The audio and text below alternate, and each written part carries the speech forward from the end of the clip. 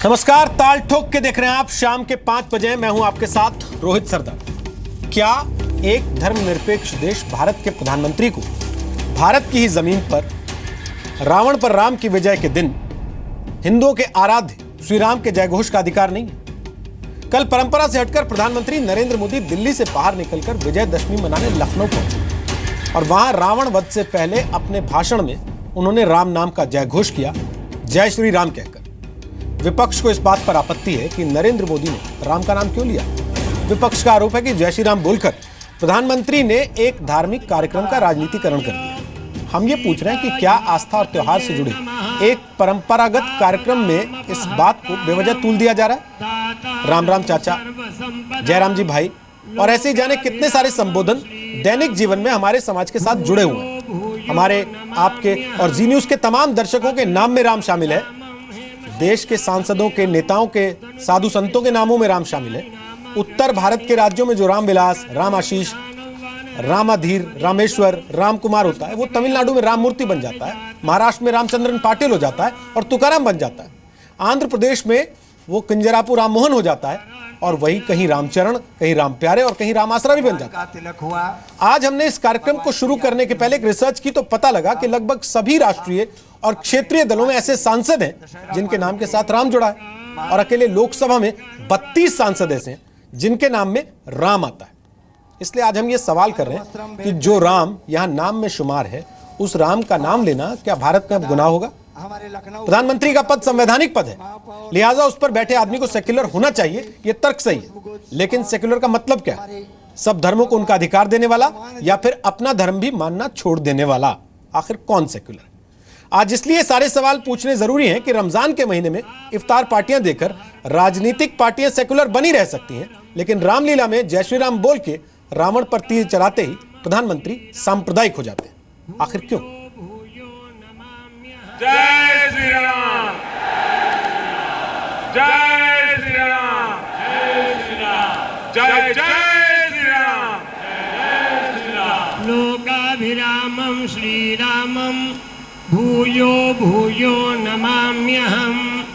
अतुलितबलधामं हेमशैलाभदेहं धनुज्वन कृशानुं ज्ञानिनामग्रगण्यम्। भगवान का नाम, खुदा का नाम कोई लेता है तो इस पे किसको इतराज हो सकता है? कोई इतराज की बात नहीं। आपकी आस्था है कि नहीं है मैं ये नहीं जानता हूँ, लेकिन मैं इतना ज़रूर जानता हूँ कि जय श्री राम के नाम पर आप उत्तर प्रदेश के लोगों से वोट हासिल करना चाहते हैं। रामलीला में अगर प्रधानमंत्री जय श्री राम नहीं कहेंगे तो और क्या कहेंगे? ये मैं समझता हूँ ये जो इन लोगों का मानसिक ओछापन है और जो इनकी हार हो रही है विपक्ष के हर मुद्दे पर, और अब कुछ नहीं है तो जय श्री राम का विरोध है। वो ध्रुवीकरण की ही राजनीति करते हैं, उसी तरह की शैली ही है उनकी पार्टी की। उनकी ऐसा लगता है कि भगवान श्री रामचंद्र जी को उनकी पार्टी के नेता बना लिए हैं, मेंबर बना लिए हैं, उस तरह से इस्तेमाल करते हैं। यूँ तो कल मेरा नाम रामदेव है तो लोग कहेंगे कि मेरा नाम जो है अल्लाह के नाम से क्यों नहीं शुरू हुआ।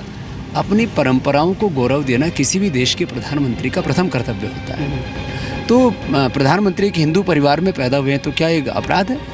भारतीय जनता पार्टी का रामचंद्र जी से बहुत पुराना वास्ता है, तो हमेशा कुछ ना कुछ, अभी एक मुद्दा उनके पास अब बचा नहीं है तो अब इसको हवा देने के लिए यहाँ पर वो आए।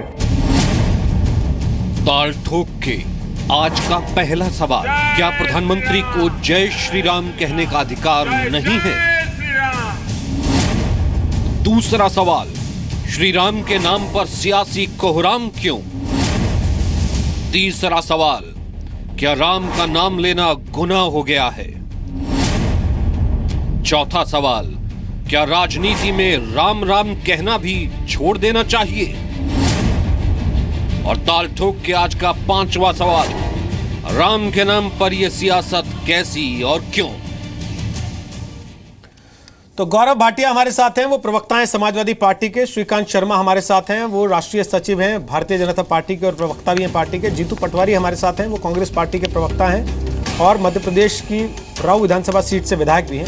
प्रोफेसर राकेश सिन्हा हमारे साथ हैं, जो कि आरएसएस से जुड़े विचारक हैं। वैसे दिल्ली यूनिवर्सिटी में एसोसिएट प्रोफेसर हैं और इंडिया पॉलिसी फाउंडेशन से भी जुड़े हुए हैं। आप सबका स्वागत है। जीतू पटवारी जी, राम राम कर दूं आपको शुरू करते ही, तो बुरा तो नहीं मान जाएंगे आप? जी रोहित, जय श्री राम करो, आपके और खुशी होगी मुझे। आप जिस तरीके से राम राम की बात, अभी मैं रिपोर्ट देख रहा था रोहित, किसको आपत्ति हो सकती है भगवान राम के नाम पे, और क्यों आपत्ति होगी भगवान राम के नाम पे? ये बिल्कुल छोटी और ऊंची बात हो सकती है कि जिसको राम इस हिंदुत्व के मर्म में बसा है, देश के मर्म में बसा है, हिंदू धर्म के मर्म में बसा है, और इस देश का प्रधानमंत्री राम राम या जय श्री राम कहता है, तो किसको आपत्ति हो सकती है भाई? आपत्ति इस बात की किसी को नहीं है। उनके धर्म है हिंदू धर्म, पर आपत्ति नरेंद्र मोदी के लिए नहीं है, आपत्ति उस वोट की राजनीति के लिए है। और उस वोट की राजनीति को आपको समझना पड़ेगा और आपकी रिपोर्टिंग में भी डालना पड़ेगा।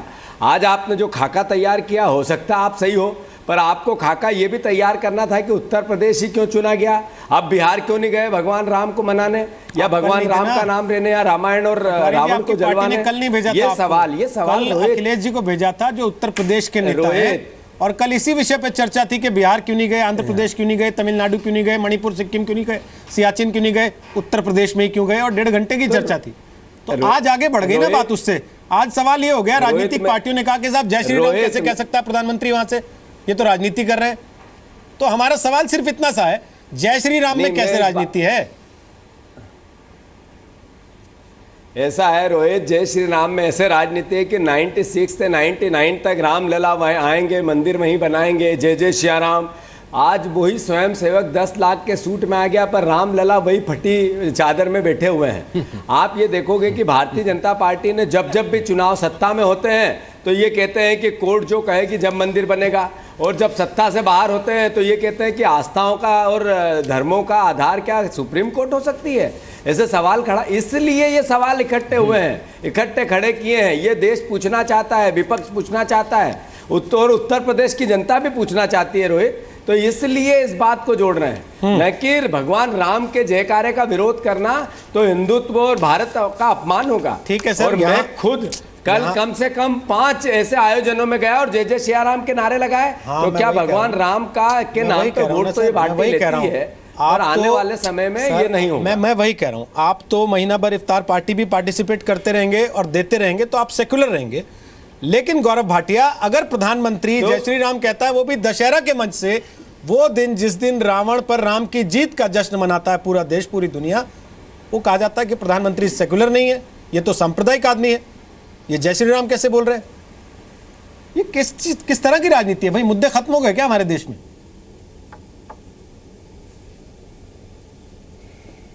रोहित जी, सबसे पहले तो मैं कहूंगा कि कोई भी व्यक्ति अगर जय श्री राम का नारा लगाता है तो इसमें कोई गलत बात नहीं है, और हम लोग भी एक विचारधारा से नाता रखते हैं, लेकिन हमें गर्व है कि हम लोग हिंदू हैं, हम भी जय श्री राम कहेंगे। आपत्ति किस बात पे है, मैं इसको ज़रूर बताना चाहूँगा कि नरेंद्र मोदी जी नारा लगाए वो अलग बात है। आज नरेंद्र मोदी जी देश के प्रधानमंत्री भी हैं, और हमारा संविधान कहता है कि हम एक सेक्युलर स्टेट हैं, और सर्वोच्च न्यायालय ने एक बहुत अच्छी परिभाषा दी है कि एक होता है पॉजिटिव सेक्युलरिज्म और एक होता है नेगेटिव सेक्युलरिज्म।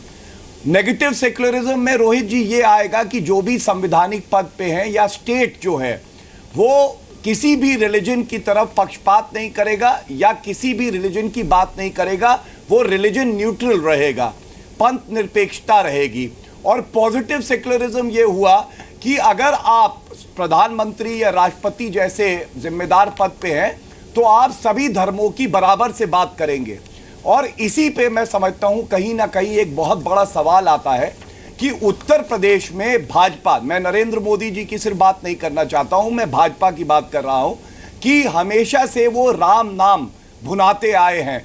भगवान राम के नाम पे राजनीति क्यों हो? धर्म और राजनीति को अलग रखना होगा, और चुनाव से पहले जो जय श्री राम की बात वो करने लगते हैं, ये बहुत गलत है। और दिवाली और दशहरा समझिएगा, ये बहुत बारीक एक बात मैं कहना चाहता हूं, चुनाव के पहले आ गया। अगर मेरी बात पूरी हो जाए, मेरा एक छोटा सा सवाल ऐड कर लीजिए भाटिया जी, आप अपने वक्तव्य में मेरा छोटा सा सवाल ऐड कर लीजिए, मेरा छोटा सा सवाल ऐड कर लीजिए। आप बहुत काबिल प्रवक्ता हैं। रोहित जी पहले मेरी बात, मैं जानता हूं आप चीजों को साथ में समेट सकते हैं, इसलिए मेरा बीच में एक छोटा सा सवाल, चर्चा पूरी करेंगे आप करें बिल्कुल। मेरा एक इंटरवेंशन है, छोटा सा सवाल है सर। रोहित जी सर, मौसम ऐसा हो गया कि दिवाली और दशहरा चुनाव के आसपास आ गए या उससे थोड़ा सा पहले आ गए अगर यूपी के, तो क्या दिए जलवाना, मोमबत्ती जलवाना, पटाखे फुड़वाना, रावण जलाना, दशहरा मनाना बंद करा देंगे क्या?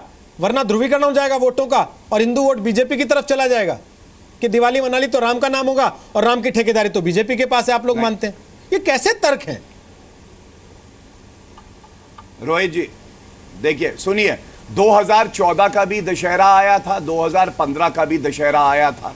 नरेंद्र मोदी जी लखनऊ तब नहीं आए दशहरा मनाने, 2016 में ही वो आए। जयप्रकाश नारायण जी की जब जो है सेलिब्रेशन था तो वो बिहार गए थे, कल ही का दिन था, लेकिन इस बार वो बिहार नहीं गए क्योंकि वहां चुनाव नहीं थे।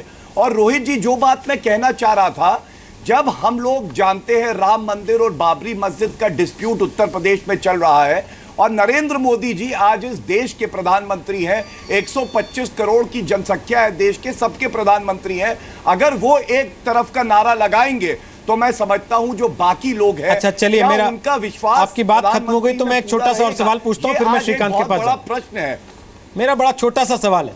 दशहरे का दिन था, ठीक है, वो लखनऊ क्यों गए वो बेहतर बता सकते हैं, लेकिन दशहरे का दिन था, राम रावण का वध करते हैं इस दिन, उसके बाद मोदी क्या नारा लगाते? अल्लाह अकबर बोलते, जो बोले सोनिहाल बोलते, क्या बोलते? नहीं, मैं आपको बताता हूं, अखिलेश जी ने क्या बोला था? सबसे पहली अखिलेश जी कहीं गए होंगे दशहरा मनाने, अगर तो बताइए उन्होंने क्या बोला था आगे, ताकि मिसाल हो जाए देश के नेताओं की। अपनी बात पूरी कर लूं जी, बोलिए। बिल्कुल, अखिलेश यादव जी की जहां तक बात है तो वो इफ्तार पार्टी में भी जाते हैं, दशहरा भी मनाते हैं और गुरु गोविंद सिंह साहब का जन्मदिन भी मनाते हैं। ऐसा नहीं है कि वो जब इफ्तार पार्टी की बात आए तो गायब हो जाएं। ये रोहित जी समझने की बात है, ये पॉजिटिव सेक्युलरिज्म है जिस पे मैंने चर्चा की शुरुआत करी थी। अब मेरा अगर आप एक धर्म में नारा लगाते हैं जिस पे कोई आपत्ति नहीं है, तो आप बाकी धर्मों को भी साथ में लेके चलिए, इसमें किसी को आपत्ति कैसे हो सकती है रोहित जी? इफ्तार पार्टी आप करिए, श्रीकांत शर्मा, जो अल्पसंख्यक समुदाय है उसको भी श्रीकांत शर्मा पूरी तरह से विश्वास में। श्रीकांत शर्मा, मैं ये good terrorism, bad terrorism, positive secularism, negative secularism, अभी इसमें थोड़ा कच्चा हूं, मुझे अभी तक समझ नहीं आई है ये चीज़ें, लेकिन जो मुझे समझ में आया है वो ये है सर कि आप अगर ये तर्क दे रहे हैं प्रधानमंत्री का पद जो है संवैधानिक पद है, तो फिर सारे सांसद भी तो उसी संवैधानिक तरीके से चुन के आते हैं। सांसदों से कहिए कि संसद का ड्रेस कोड होगा, कोई बिना मूंछ के दाढ़ी नहीं रखेगा, कोई साफा पगड़ी पहन के नहीं आएगा, कोई गले में क्रॉस लटका के नहीं आएगा, ओम पहन के नहीं आएगा, एक ओमकार पहन के नहीं आएगा, भगवा वस्त्र धारण करके नहीं आएगा। सारे सांसद एक जैसी ड्रेस में, एक यूनिफॉर्म में, एक से दिखे और कोई धर्म के नाम पे वोट नहीं मांगेगा। आप रोहित जी और ये जितनों के नाम में, सुन लीजिए, की पैरवी कर रहे हैं। अब सर सुन लीजिए ना, मैं किसी की पैरवी नहीं कर रहा हूं, मैं सिर्फ ये कह रहा हूं कि इस देश के रहने वालों को उनका धर्म मानने की छूट दीजिए। इस हद पर मत उतराइए कि इस देश की बहुसंख्यक आबादी को यह कहने में डर लगने लगे कि हम हिंदू हैं और हम अपने भगवान की पूजा कर सकते हैं। इस हालात में मत ले आइए लोगों को। संविधान में ये छूट है। अब सुनिए, संविधान में छूट है, धर्म और सुनिए उसकी सोच, गौरव जी सुनिए, सकता है। आप बेहतर जानते हैं संविधान को, आप वकील हैं, तो उस संविधान में प्रधानमंत्री को भी अपने धर्म को मानने की छूट होगी, वो भी इस देश का नागरिक होगा। 26 कि प्रधानमंत्री का धर्म खारिज कर देते हैं आप लोग? मनमोहन सिंह गुरुद्वारे नहीं जाते थे क्या? मैं आपको बताता हूं सर, मनमोहन सिंह गुरुद्वारे नहीं जाते थे क्या? नागरिक के मूल अधिकारी कोई मौलाना अबुल कलाम आजाद नमाज नहीं पढ़ते थे क्या? मंत्री बन जाते तो इसलिए सुनिए मेरी बात, सर सुनिए मेरी बात, मेरा सवाल श्रीकांत शर्मा, लेकिन आप अपने गौरव जी सुनिए, आप मेरी बात रोहित जी, आप पूरा जो मैंने तर्क रखा उसकी गंभीरता को समझ नहीं पाए।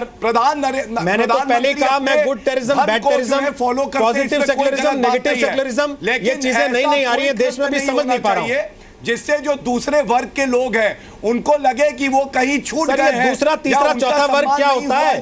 देश का नागरिक देश का नागरिक होता है। आप एक तो वर्गीकरण करते हैं, समझ में नहीं आता। श्रीकांत शर्मा, मेरा सवाल बड़ा सीधा था और अभी आप देखिए अपने ही आर्गुमेंट के विपरीत बहस कर रहे हैं। अभी आपने कहा कि क्या अपना धर्म एक नागरिक नहीं फॉलो करेगा, अब आप कह रहे हैं कि देश का नागरिक, अगर देश का नागरिक है, श्रीकांत जी को सुन लीजिए, देश का नागरिक है तो अपना धर्म मानेगा ना, उसको छूट दीजिए ना। आप काहे उसके ऊपर थोप रहे हैं कि जय श्री राम नहीं बोलेगा, ये नहीं बोलेगा, वो नहीं बोलेगा? आप अपने घर में भी मान सकते हैं। सर, घर में ये वहां से कोई कन्वर्जन के लिए तलवार लेके खड़े थे क्या प्रधानमंत्री कि जय श्री राम बोल रहा हूं सब मेरे पीछे नारा लगाओ और कल से मंदिर आना? गुरु नहीं है, आप प्रधानमंत्री है। श्रीकांत, पहला गौरव भाटिया, पहला धर्म गौरव भाटिया, जिस देश में कन्वर्जन के मंच चलते हो, बड़े बड़े पेड फंक्शंस होते हो, वहां प्रधानमंत्री खड़े होके क्या नारा लगा के ये कह रहे थे कि जय श्री राम बोल रहा हूं, हिंदू बन जाओ सब लोग, घर वापसी करो। कैसी आप बातें कर रहे हैं? किसी भी संवैधानिक पद पे बैठे व्यक्ति का संविधान की कैसी आप लोग बातें करते हैं, मुझे समझ में नहीं आता। आप एक तरफ चिंता करते हैं कि चुनाव आ रहा है, ये ध्रुवीकरण कर लेंगे हिंदू का नाम लेके, और दूसरी तरफ आप हिंदू को इस तरीके से डिसोन करते हैं और फिर सोचते हैं वो आपको वोट देगा। श्रीकांत शर्मा, हिंदू को कौन डिसोन करता है? हिंदू, मैं अपनी बात कहूं सर, मैं श्रीकांत जी को पूछ रहा हूं एक सवाल कि भगवान राम का नाम, अरे मैं अपनी बात कहूं, रोहित जी अपनी बात में कहूं, श्रीकांत जी से एक सवाल पूछ अरे गौरव जी आपको सुन लिया भाई, आप सुन लीजिए, बहुत हो गया। नेगेटिव सेक्युलरिज्म, अरे गौरव जी सुन लो भाई, आप बहुत आपसे बेचना रजिस्टर हो गया। Negative secularism, positive secularism register हो गया। मैं इस पे अभी राकेश जी से पूछूंगा कि इसकी व्याख्या वो कैसे करते हैं। श्रीकांत शर्मा, 32 सांसदों के नाम मैं निकाल पाया हूं लोकसभा से, राज्यसभा की साइट उस समय खुल नहीं रही थी इसलिए वहां तक पहुंच नहीं पाया। 32 पढ़ूंगा नहीं, लेकिन रामविलास पासवान, जयराम रमेश, रामदास अठावले, रामकुमार शर्मा, अंबुमणि रामदास, अनंत गंगाराम गीते, जनक राम, रामचरित्र निषाद, राम टहल चौधरी, सोनाराम चौधरी। सांप्रदायिक है क्या सारे? इनके माँ बाप ने राम लिख दिया इनके नाम में। रोहित जी, हम गांव के लोग हैं और जब गांव में जब दिन की शुरुआत करते हैं तो राम राम साहब कह के शुरुआत करते हैं, एक दूसरे का अभिवादन करते हैं तो राम राम साहब कह के अभिवादन करते हैं। और दशहरे के दिन, जिस दिन पूरा देश दशहरे का उत्सव मना रहा है, उस दिन एक रामलीला के मंचन के कार्यक्रम में इस देश के प्रधानमंत्री जाते हैं और वहाँ जय श्री राम का घोष करते हैं। ये ऐसे लोगों का ये मानसिक दिवालियापन आप देखिए कि वो पहले तो वो सवाल खड़े कर रहे थे कि प्राइम मिनिस्टर जा क्यों रहे, और गए तो प्राइम मिनिस्टर ने जो अपना भाषण दिया उस भाषण पर चर्चा नहीं करेंगे, जय श्री राम क्यों बोला इस पर चर्चा करेंगे। आज भी कर रहे हैं। अरे भाई गौरव जी, मैंने आपको बीच में रोका नहीं, आपको सब लोगों ने पूरे ध्यान से सुना, आप मेरे को भी सुन लीजिए। आपके मुंह से तो इस तरह की जो बातें हैं अच्छी ही नहीं लगती। आपका जो राजनीतिक जो एजेंडा है उत्तर प्रदेश के लोग बहुत अच्छे से जानते हैं, और आपको मालूम है कि अखिलेश सरकार हर तरीके से चारों तरफ से हर मोर्चे पर विफल है, इसलिए आप नहीं चाहते कि उसकी विफलताओं पर चर्चा हो। इसलिए लखनऊ क्यों आए इस पर चर्चा होनी चाहिए, जय श्री राम क्यों बोला इस पर चर्चा होनी चाहिए। अपने आप को आईने में देखा है?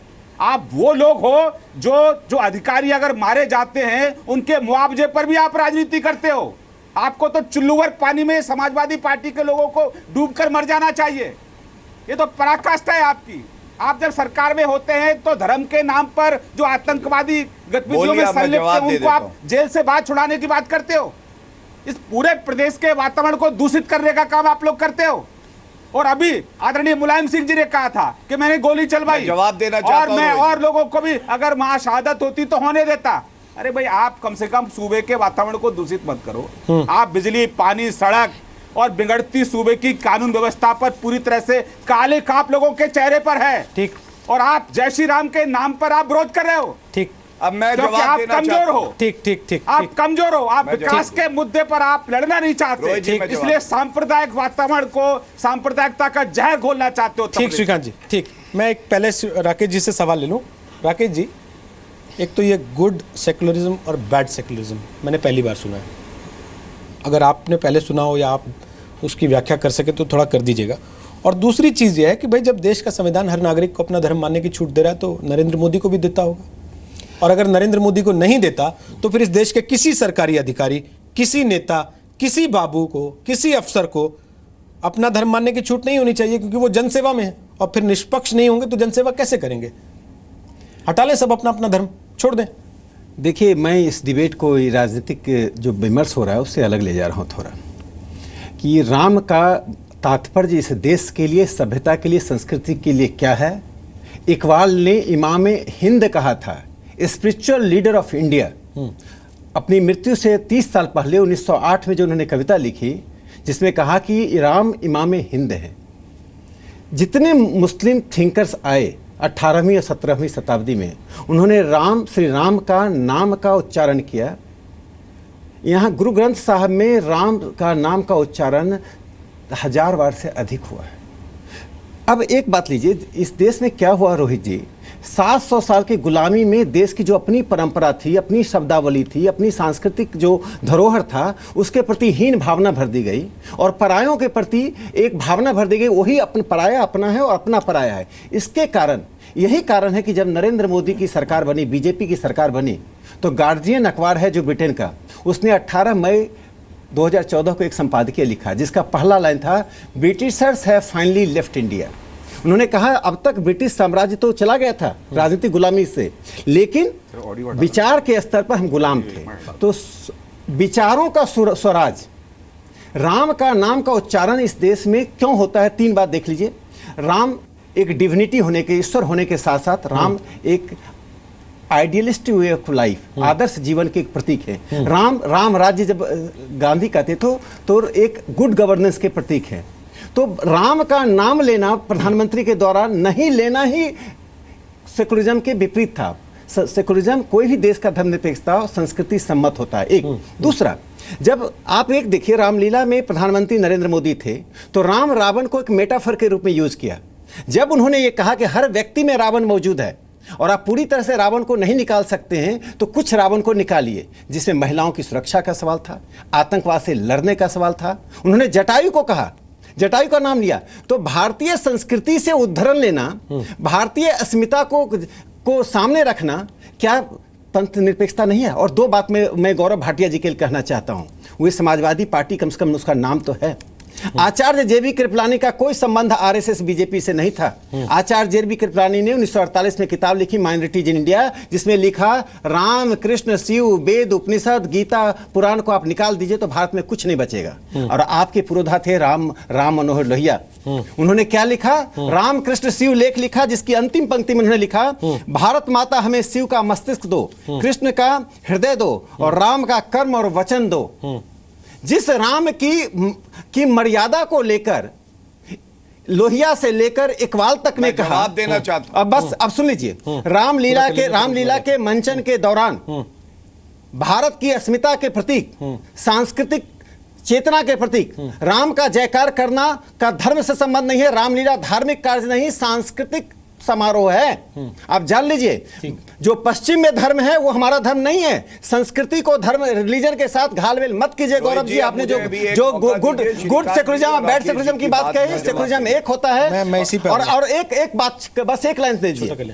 भारत का जो संविधान बना, मूल संविधान में जो फोटो 22 तस्वीर दी गई थी, स्केच दिए गए थे, उसमें भगवान राम का तस्वीर था, पुष्पक विमान पर मां सीता का तस्वीर था, बुद्ध का तस्वीर था, अशोक का तस्वीर था। इसलिए भारत के संविधान की दुहाई मत दीजिए। संविधान के मूल प्रति में स्केच था, किसने गायब किया, क्यों गायब हुआ, ये शोध का विषय है। वो आप राजनीतिक पार्टी के प्रवक्ता है, शोध कीजिए। ठीक, जो आपने गुड सेकुलरिज्म बैड सेकुलरिज्म कहा, भाई अगर आप इफ्तार पार्टी देते हैं तो गुड सेकुलरिज्म, लेकिन रामलीला में चले जाते हैं तो बैड सेकुलरिज्म। अगर आप टोपी पहन लेते हैं तो गुड सेकुलरिज्म, लेकिन आप तिलक लगा लेते हैं तो bad secularism.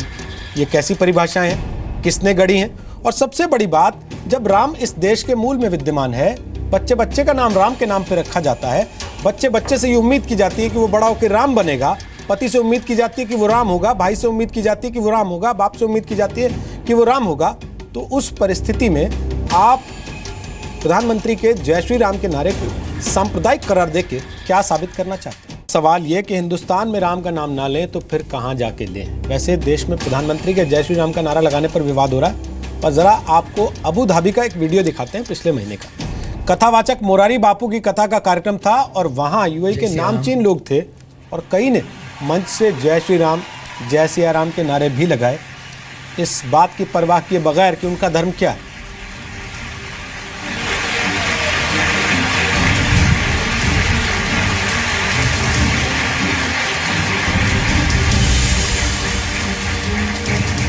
Hosting this event here, hosting such an important spiritual leader in Abu Dhabi, in the UAE. I am so privileged to be here. Thank you very much for inviting me.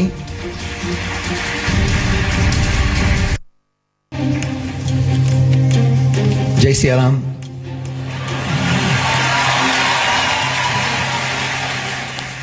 तो ये स्थिति है, दुनिया में लोग जय श्री राम कहते हैं, हमारे देश में कोई जय श्री राम बोल दे तो उस पर आपत्ति हो जाती है कि ये तो अपने वोट बैंक को साध रहे हैं। गौरव भाटिया किस किस को रोकेंगे और दिवाली दशहरा सब बंद करा देंगे क्या? चुनाव आने वाला है, मैंने पहले भी पूछा था आपसे। और ये गुड सेक्युलरिज्म बैड सेक्युलरिज्म जो आप बता रहे थे ब्रेक के पहले, उसको थोड़ा एक्सप्लेन कीजिएगा, ये ध्यान रखते हुए कि राम गोपाल यादव आपकी पार्टी के बड़े नेता और आपके पीछे हनुमान जी भी दिख रहे हैं मुझे। हाँ रोहित जी, सबसे पहले तो मैं ये कहूंगा कि आप कह रहे हैं किस किस को रोकेंगे, रोकेंगे क्यों?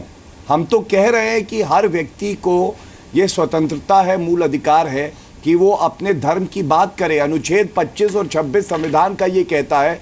हमें गर्व है कि हम कहेंगे जय श्री राम, भगवान राम जो है हम लोग सब उसमें आस्था रखते हैं।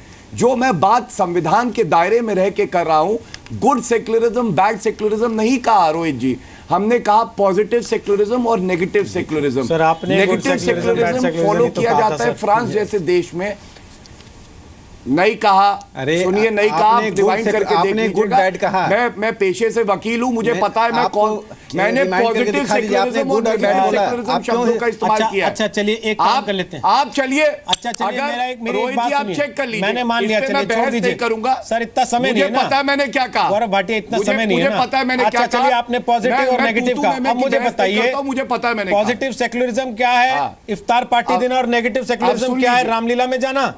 पॉजिटिव सेक्युलरिज्म क्या, टोपी लगा लेना, और नेगेटिव सेक्युलरिज्म क्या है, तिलक लगा लेना। एक सवाल में जोड़ देता हूं, कैसी परिभाषा आप लोग गढ़ रहे हैं बैठ के? रोहित जी एक सवाल में जोड़ देता हूं। आपको वोट लेना है तो एक ही तरफ से लेना है क्या? दूसरी तरफ का वोट नहीं लेंगे? हज यात्रा पर जाते समय टोपी पहनकर उनको सीओफ करते हैं। अगर आप बताइए कितने कांवड़िया को, आप बताइए भारतीय राजनीति के किस पार्टी के किन नेताओं ने कांवड़िया को जाकर उससे फोटो खिंचवाया है कांवड़ लेकर हाथ में? आप हज यात्रियों को सी ऑफ करते, मुझे कोई आपत्ति नहीं है। यही नेगेटिव सेक्युलरिज्म है जो आप कर रहे हैं, आप उसका इंटरप्रिटेशन गलत कर रहे हैं। अरे एक और मुझे भी बोलने दीजिए, राकेश सिन्हा का अगर अपना जो है धर्म बेचने का एजेंडा खत्म हो जाए। बोलिए गौरव भाटिया बोलिए। देखिए हाँ रोहित जी, मैं जो बात कह रहा हूं आप उसको अगर समझेंगे तो बहुत अच्छा रहेगा। ये एसआर बोमई का केस है, सर्वोच्च न्यायालय का 9 जजेस की खंडपीठ ने ये डेफिनेशन दी थी। गुड और बैड सेक्युलरिज्म नहीं रोहित जी, पॉजिटिव और negative secularism. Negative secularism France में फॉलो किया जाता है, जहां कहा गया है कि स्टेट किसी भी रिलीजन की बात नहीं करेगा और कोई रिलीजियस एक्टिविटी को बढ़ावा नहीं देगा। लेकिन ये हमारे देश का अपना अभिन्न एक रंग है, जो हमारी खूबसूरती है कि यहाँ पॉजिटिव सेक्युलरिज्म कि सभी जो भी धर्म है उनको साथ लेके चलेंगे, हम सभी धर्मों का सम्मान करेंगे, ये फॉलो किया जाता है। अच्छा, लेकिन सर्वोच्च न्यायालय ने इसी जजमेंट में एसआर बोमई जय श्री राम बोलने में किस धर्म का अपमान हो रहा है मालिक?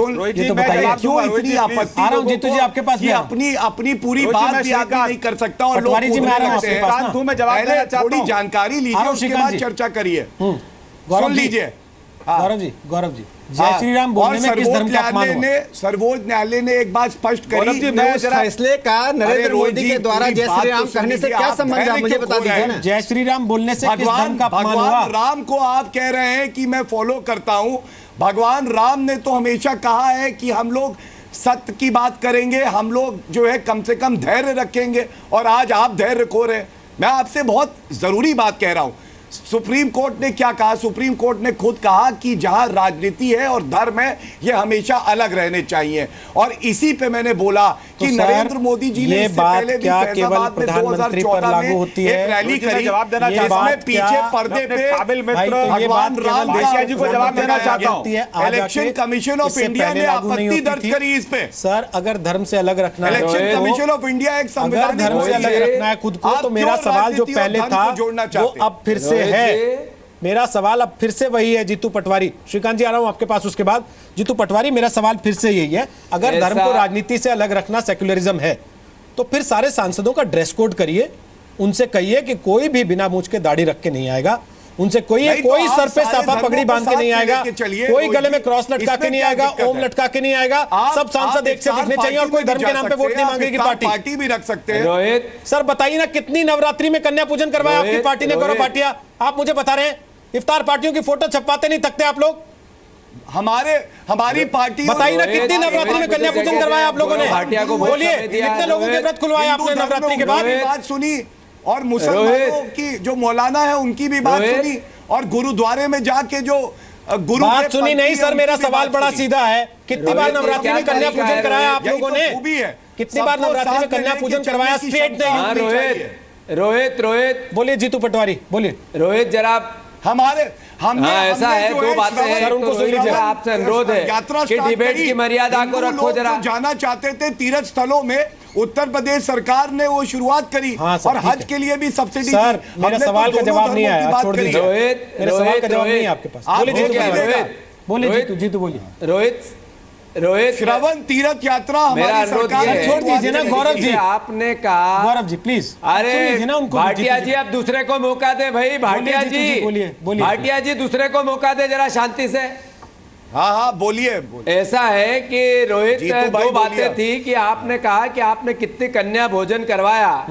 मध्य प्रदेश में सबसे बड़ा गरबा जीतू पटवारी करवाता है। जरा आप आपके आंकड़े और आपके जितने भी। अरे आप कांग्रेस पार्टी की बात हो रही है, आप जीतू पटवारी का झंडा लगा रहे हैं। जीतू पटवारी जी आपकी पार्टी ने कांग्रेस पार्टी की बात कर रहे हैं, जीतू पटवारी की। आप जीतू पटवारी आए कि कांग्रेस पार्टी आए? एफिडेविट क्या दिया था? राम मिथ हैं ये एफिडेविट सोनिया गांधी की पार्टी ने दी थी। अब क्या बात कर राम सिंह तो कैसे आपने क्या कहा था? आप खंडन कीजिए। आप सोनिया गांधी और कांग्रेस की आलोचना कीजिए कि भगवान राम को मिथ बताया। अरे राकेश सिन्हा जी आप व्यक्तिगत रूप से क्या करते हैं इंपॉर्टेंट नहीं है। आपकी पार्टी ने भगवान राम के प्रति जिन शब्दों का प्रयोग किया वो न भूतो न भविष्यति पर ज्ञान लिया। अरे आपकी पार्टी हास्य पर नहीं, देश में रहने लायक नहीं है सोनिया गांधी की पार्टी। हम उस राम को मानते हैं जिसने देश में और विश्व में मर्यादा सिखाई थी, और आप उस राम को मानते हो जो वोट दिलवाता है। आप उस राम का जय सिया राम करते हो जो वोट बैंक की मशीन है। नेगेटिव सेक्युलरिज्म में दो राम, हमारा राम और तुम्हारा राम। करता हो जो आपको राजनीतिक लाभ देता है। आप शांति से डिबेट करना चाहते हो तो वैसी बात करूं, और अगर इस तरीके से करना चाहे तो वैसा रोल प्ले करूं।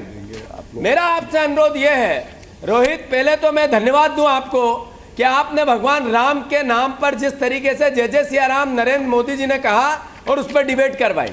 भारतीय जनता पार्टी और नरेंद्र मोदी और जी न्यूज तीनों मिलकर एक एजेंडे पे चलते हैं कि किस तरीके से हम इस भाव को जगाएं। जीतू पटवारी, आपत्ति है जीतू पटवारी मेरी बात सुन लीजिए ध्यान से।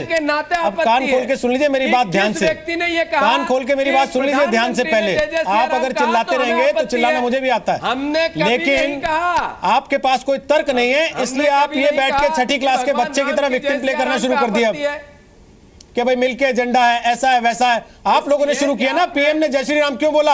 आप ही की पार्टी के लोगों ने सवाल उठाया ना, बाकी राजनीतिक पार्टियों ने सवाल उठाया ना, इसलिए ये बहस हो रही है। ये जय रोम किसी के कहने से बहस नहीं होती है। जय रोम नहीं होगा, जय राम होगा। आप जय रोम कहने के आप आदी हैं। जय रोम नहीं चलेगा इस देश में। पिछले 60 साल से सिखाया गया कि रोम की जयकार करो। दलित से अमीर को लड़ाना, गो हत्याओं पर प्रतिबंध लगाना, गाय के नाम पर राजनीति करना।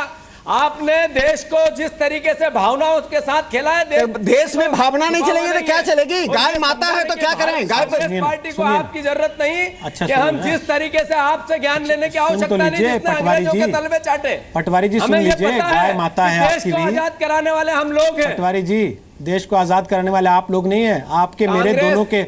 सुनिए, आपके मेरे दोनों के बाप दादा नाना ने लड़ाई लड़ी थी, अकेले आपके परिवार के लोग नहीं गए थे।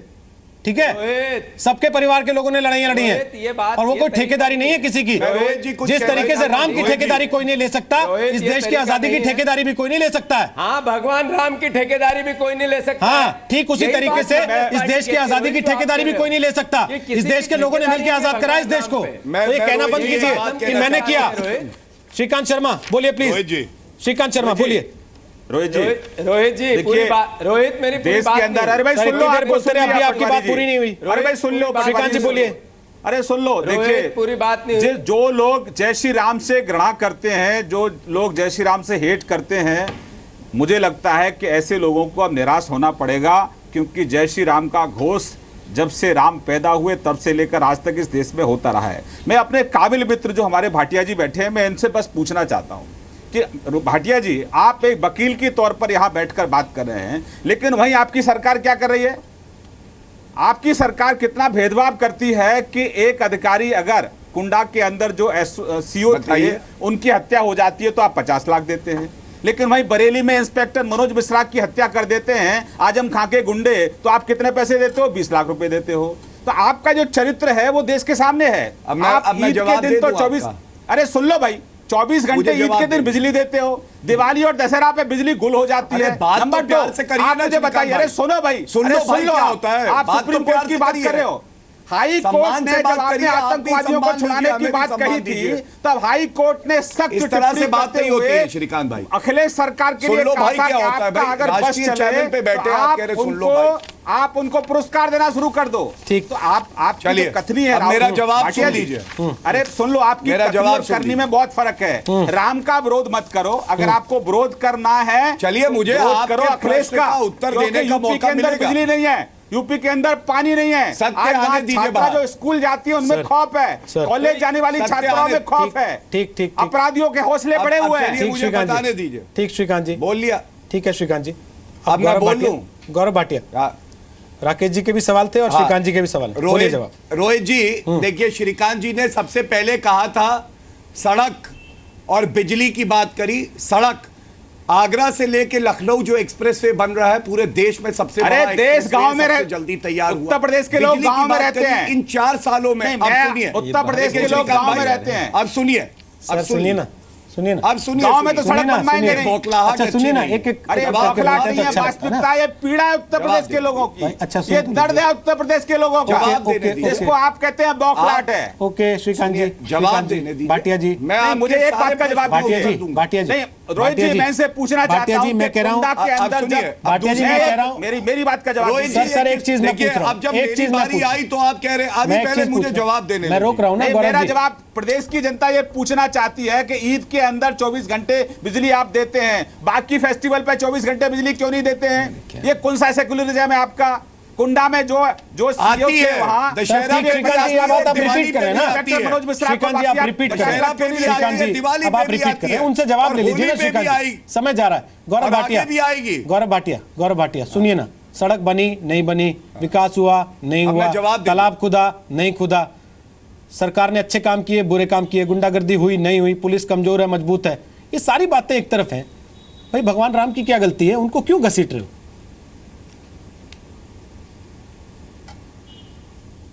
रोहित जी, मैं आपसे एक बात कहूंगा, मैं उसी जजमेंट में से पढ़ रहा हूं, ये लाइन ढूंढ रहा था, इसको सुनिएगा। 9 जजेस का सुप्रीम कोर्ट का है। अरे भाई, सी लाइक आज mingling of religion with politics is unconstitutional. In other words, a flagrant breach of constitutional features of secular democracy. ये मैं नहीं कह रहा हूं रोहित जी, ये हमारा सुप्रीम कोर्ट कहता है। और जय श्री राम पे हमें गर्व है। जय श्री राम, मेरा आग्रह, आप बहुत अच्छी बातें कर रहे हैं, लेकिन जी, जब जय श्री राम का नाम, अरे भाटिया जी एक मिनट सुन लीजिए, अब ये गलत बात, श्रीकांत जी हमको पूरा कर लेंगे भाई, गलत बात। श्रीकांत जी वो पूरा कर ले, फिर आप कमेंट दीजिए, आप ही के पास। जब मैं पूरी कर रहा हूं अपनी बात, पूरा कीजिए गौरव भाटिया, पूरा कीजिए। अच्छा, अनुचित है ये, आपसे उम्मीद नहीं करता हूं मैं। अच्छा ठीक है, पूरा कीजिए ना सर।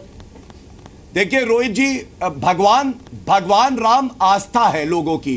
अपने घर में बैठ के हम पूजा करते हैं भगवान की, रोज उनका आशीर्वाद लेते हैं, लेकिन भगवान राम भी ये नहीं कहता कि उनके नाम को भुना के 20 साल तक आप राजनीति करें, लोगों की आस्था से खेलें। मैं समझता हूं कोई भी धर्म ये नहीं सिखाता, और इस बात पे हमारी आपत्ति है। जय श्री राम के नारे पे आपत्ति नहीं है। जब राजनीति और धर्म का जो ये घोल है खतरनाक बन जाएगा और आप वोट मांगने लगते हैं इस पे, तब ये दिक्कत की बात है। आप विकास के मुद्दे पे उत्तर प्रदेश का चुनाव लड़िए, आप क्यों सांप्रदायिक बयान देते हैं? लव जिहाद, छुट्टी करो, घर वापसी किसने शुरुआत करी है? इस पे हमारी आपत्ति है। ठीक ठीक ठीक ठीक ठीक, आप श्रीकांत पूरा कीजिए अपना कमेंट, फिर मैं प्लीज मुझे अवसर मिलना। हाँ सर, अवसर मिलेगा, रुक जाइए ना, हमारे साथ पूछना है मुझे, आप गरबा का टिकट कितने का लगाते हैं जो कराते हैं सबसे बड़ा? थोड़ा सा रुकिए, श्रीकांत पूरा कीजिए, उसके बाद राकेश जी आपसे कमेंट। हाँ पूछो श्रीकांत, पूरा कीजिए जल्दी से, फिर मैं इधर आ रहा हूँ राकेश जी के पास। बोलिए श्रीकांत जी। ये सोचा समझा षड्यंत्र है कि किसी भी तरीके से जो आने वाला समय है उसमें जो चुनाव है उसको डाइवर्ट करो। बस जो मेन मुद्दा है, जो उत्तर प्रदेश के लोगों से जो जुड़ा हुआ विषय है, उस पर चर्चा ना हो। इसलिए प्राइम मिनिस्टर को भाषण कौन सा देना है ये भाटिया जी तय करेंगे। प्राइम मिनिस्टर को देश के किस हिस्से में जाना है ये राहुल गांधी तय करेंगे। प्राइम मिनिस्टर को और कहाँ जाना है ये बहुत ही काबिल व्यक्ति है, उनका हम सम्मान करते हैं। अपना भाषण को रोहित जी ये बहुत अच्छे भगवान राम का नाम तो उपयोग कर रहे हैं, असली जो बौखलाहट है, इनका जो फ्रस्ट्रेशन है वो ये है कि ये पूरी तरह से हर मोर्चे पर विफल रहे हैं। चाहे राहुल गांधी हो, चाहे हमारी बहन मायावती हो, चाहे अखिलेश यादव हो, इसलिए नहीं चाहते कि ये तय करने का आप ये कहते हैं प्लीज कौन सफल रहा कौन विफल रहा, ये जनता तय करेगी। गौरव जी, जनता ही तय करेगी। क्या दिया है उनके कहने से नहीं होगा ना, जनता ही तय करेगी। आप 2 करोड़ रोजगार निश्चिंत रहिए ना गौरव जी, लेकिन कुछ दिया नहीं। निश्चिंत रहिए, क्यों इसमें टाइम वेस्ट कर रहे हैं कि उन्होंने ऐसा कह दिया। राकेश सिन्हा, बहुत निश्चित। अखिलेश यादव ने अभी 4-6-10 दिन पहले कहा, जब वो संतों के बीच में गए, कि आशीर्वाद से तमाम मुश्किलें हल हो जाती हैं और हम उम्मीद करते हैं कि इस देश के संतों का आशीर्वाद हमें मिलेगा। उनके प्रवक्ता कह रहे हैं कि ये पॉजिटिव सेक्युलरिज्म नहीं है अगर आप धर्म की तरफ ले जाते हैं राजनीति को। राहुल गांधी अपनी खाट यात्रा के दौरान वहां तक चले गए जहां नहीं जाने के लिए प्रधानमंत्री नरेंद्र मोदी पर भी सवाल है। भगवान राम के दरवाजे तक होके आगे राहुल गांधी, लेकिन वो सेक्युलर रहते हैं। प्रधानमंत्री जय श्री राम कहता है तो वो सांप्रदायिक हो जाता है। देखिए बात ये है, मैं एक बात अभी एक चीज और बता देता हूं। गौरव भाटिया को ध्यान से देखिए, भगवा रंग का उन्होंने पॉकेट स्क्वायर लगाया, पीछे हनुमान जी की मूर्ति रखी है, तो ये सांप्रदायिक हो गया क्या? बात यह है कि देखिए भारतीय राजनीति में डुअलिटी आ गया, दोहरापन आ गया, हिपोक्रेसी आ गई। ये ड्राइंग रूम में क्या करते हैं, सार्वजनिक जीवन में क्या करते हैं। गौरव जी सुन लीजिए, गौरव जी सुन लीजिए, 2-3 बातें सुन लीजिए। पहली बात मैं ये कहना चाहता हूँ कि भगवान राम को इस स्तर पर नहीं ले जाइए कि पार्टियों के प्रवक्ता निर्धारित करेंगे कि भगवान राम क्या है क्या नहीं है। ठीक है, एक बात सुन लीजिए। 1981 में विश्व हिंदू परिषद ने एकात्मकता यात्रा निकाला, तो एक स्टिकर निकाला था जो घड़ियों पे लगता था, दीवालों पे लगता था, गर्व से कहो हिंदू है। तो यही सोशलिस्ट, यही कांग्रेस कहते थे गर्व से कहो हिंदू सांप्रदायिकता है। आज ये दोनों बैठ के कह रहे हैं हम गर्व से हिंदू कह रहे हैं। आज भगवान राम के नाम पर आपत्ति है। यदि आपको आपत्ति है तो आप ये बता दीजिए कि गांधी जी राम का नाम लेते थे, राम राज्य करते थे, तो क्या रिलीजन का धर्म से, रिलीजन का पॉलिटिक्स से घालमेल था? आप रिलीजन का घालमेल तब होता है जब राहुल गांधी और सोनिया गांधी रिलीजन के पर्पज से संतों के दरबार में जाके वोट मांगते हैं, आशीर्वाद मांगते हैं। ओके, और अंतिम बात कांग्रेस को कह दूं, याद दिला दूं कि आपने एफिडेविट में लिखा था कि राम इज ए मिथ। सर्वोच्च न्यायालय को ये कांग्रेस पार्टी ने एफिडेविट दिया था, सरकार ने दी थी। ठीक, लास्ट जीतू पटवारी। ऐसा है रोहित, बहुत अच्छी बात है सिन्हा जी ने कहा। कांग्रेस पार्टी तो भगवान राम के मंदिर में भी जाती है, उसके दरवाजे भी, भगवान राम के मंदिर के दरवाजे जब खुलवाने की बात आई थी वो भी किया था। तो कोर्ट में क्या कह दिए थे कि है ही नहीं राम, कहानी के पात्र। रोजा इफ्तियार भी रखती है, रोजा इफ्तियार भी रखती है और सारे गुरु ग्रंथ साहब की भी इज्जत करती है। कांग्रेस पार्टी सर्वधर्म संभाव में ही विश्वास करती है। यही अंतर भारतीय जनता पार्टी और कांग्रेस में है। और जो जात के नाम पर, कोई धर्म के नाम पर, कोई ऊंच नीच के नाम पर, छोटी और बड़ी जात एंटोनी कमेटी की रिपोर्ट तो देख लीजिए क्या कहा। एंटोनी कमेटी ने क्या कहा? एक तरीका था भारतीय जनता पार्टी के प्रधानमंत्री पटवारी जी, आपके ही एंटोनी कमेटी ने कहा कि आप एक धर्म को अधिक महत्व देते रहे। अच्छा चलिए सुनिए, संख्यकों के साथ आइडेंटिफाई हो गए। प्लीज मेरा लास्ट सवाल, हालांकि समय बड़ा खत्म हो चुका है, आगे बढ़ चुके हैं काफी। जीतू पटवारी, आपने बताया नहीं गरबा का टिकट कितने का लगाते हैं जो आप कराते हैं? सबसे बड़ा बता रहे हैं, लोग बड़े सेलिब्रिटी बिना पैसे में है। रोहित, आपको भी मैं निमंत्रण दूं अगले साल के लिए। हाँ, मैं तो कह रहा हूँ, इसमें लोग कह रहे हैं देखिए ये सेलिब्रिटीज को बुलाते हैं और टिकट इतना होता है कि आम आदमी बाहर से ही देख पाता है, केवल आवाज सुनता है। चलिए अगली बार खोल दीजिएगा दरवाजे जनता के लिए, शिकायत ना आए। नहीं, वो जो भी है आप आओ, आपको अच्छी जगह बिठाएंगे। आपने लेकिन टिकट नहीं बताया कितने का। बहुत बहुत शुक्रिया आप सबका ताल ठोके में आ जाने के लिए। सवाल हम सिर्फ ये उठा रहे हैं इसलिए कि इस देश की आस्था का प्रतीक है भगवान राम, और जब इस कदर इस देश के लोगों के मन में बसे हुए भगवान राम, तो कम से कम भगवान राम के नाम को लेकर राजनीति नहीं होनी चाहिए।